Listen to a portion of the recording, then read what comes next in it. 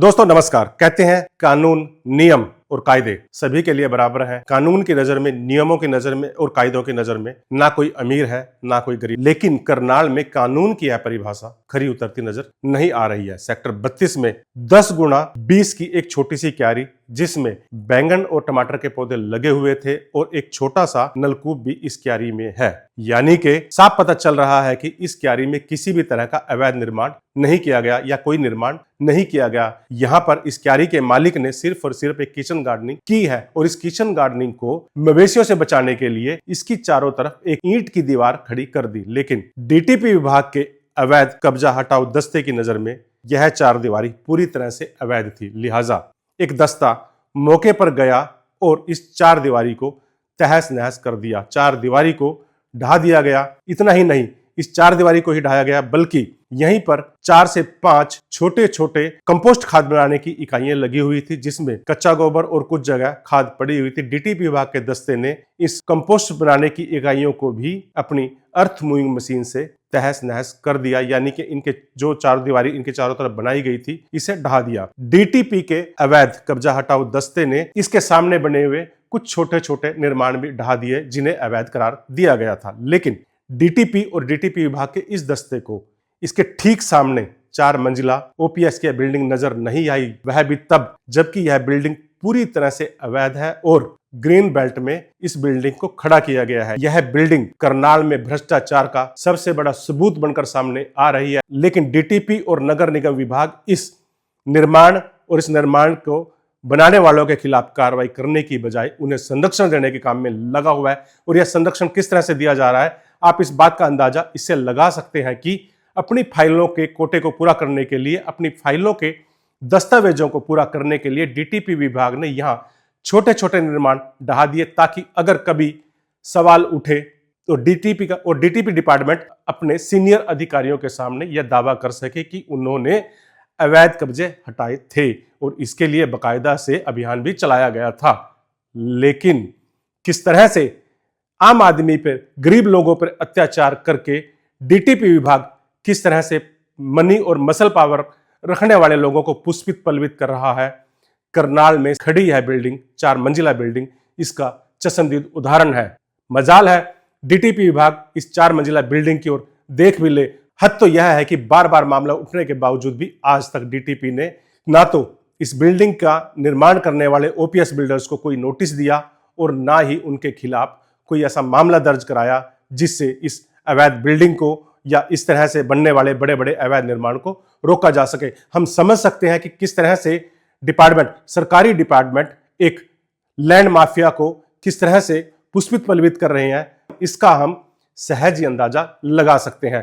DTP ने जो कार्रवाई की है वह कार्रवाई सिर्फ इसलिए नहीं की कि वह अवैध कब्जा हटाना चाह रहा था, बल्कि इसके पीछे भी डीटीपी विभाग की एक सोची समझी साजिश थी। और यह साजिश यह थी कि यहां पर जो छोटे छोटे निर्माण बने हुए हैं उन्हें ढहा दिया जाए ताकि यहां पर लोगों में दहशत बन जाए और वह अपनी जमीन को बेचकर चले जाएं।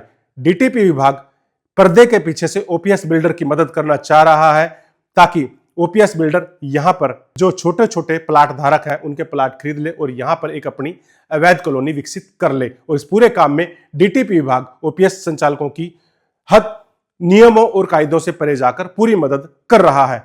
इतना ही नहीं, ओपीएस बिल्डर पर नगर निगम भी खासा मेहरबान नजर आ रहा है।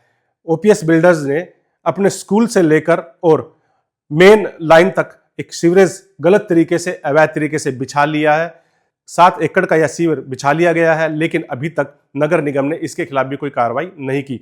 हालांकि जब मामला उछला तो नगर निगम ने एक नोटिस ओपीएस बिल्डर को दिया। लेकिन मजे की बात यह है कि यहां भी नगर निगम के संबंधित विभाग ने एक ट्विस्ट किया, नोटिस सर्व ही नहीं किया, उस नोटिस को बस अपनी फाइलों में रख लिया ताकि कल अगर सवाल जवाब हो तो यह दिखा सके कि उन्होंने ओपीएस को नोटिस दे दिया था। लेकिन जब मामला उठा तो ओपीएस को एक नोटिस दिया गया, लेकिन इस नोटिस की अवधि भी शुक्रवार को पूरी हो चुकी थी। इसके बावजूद आज तक निगम ने भी ओपीएस बिल्डर के खिलाफ कोई कार्रवाई नहीं की। तो इससे हम सहज अंदाजा लगा सकते हैं कि किस तरह से करनाल में नगर निगम और डीटीपी विभाग में भ्रष्टाचार पनप रहा है और किस तरह से डीटीपी और नगर निगम विभाग लैंड माफिया के साथ मिलकर अवैध कॉलोनियां विकसित कर रहा है।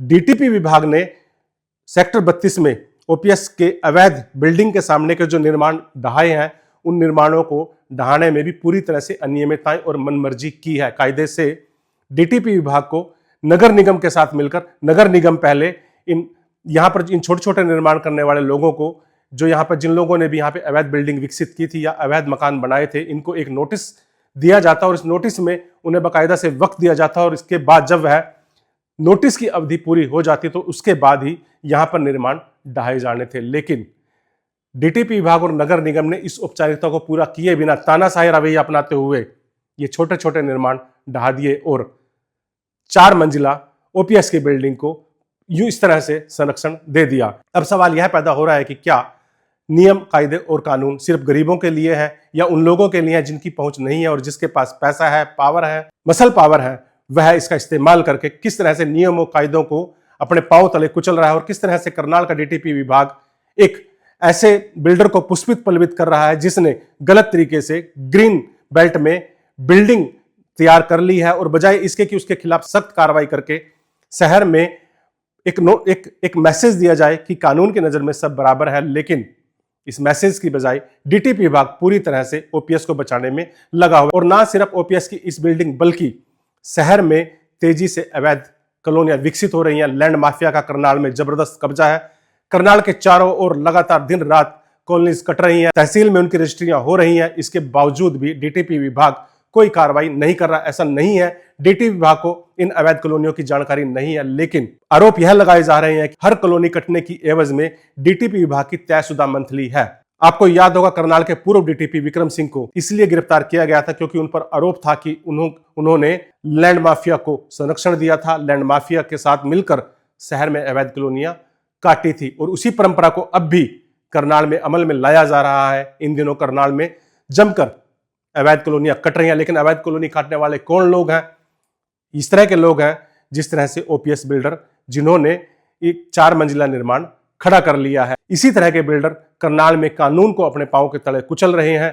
सरकार हालांकि बार बार दावा कर रही है कि भ्रष्टाचार पर जीरो टॉलरेंस की नीति अपनाई जा रही है, लेकिन करनाल में ओपीएस का यह अवैध भवन और कटरी अवैध कॉलोनियां सरकार के इस दावे को तार तार करती नजर आ रही हैं। और इतना भी नहीं कि यह मामला सुर्खियों में नहीं है, मीडिया ने इस मामले को पुरजोर तरीके से उठाया, बावजूद इसके आज तक ओपीएस के इस 4 मंजिला अवैध भवन पर नगर निगम और डीटीपी ने कोई कार्रवाई नहीं की।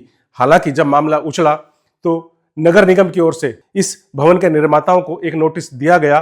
देखना यह होगा कि इस नोटिस के बाद आगे कार्रवाई क्या अमल में लाई जाती है।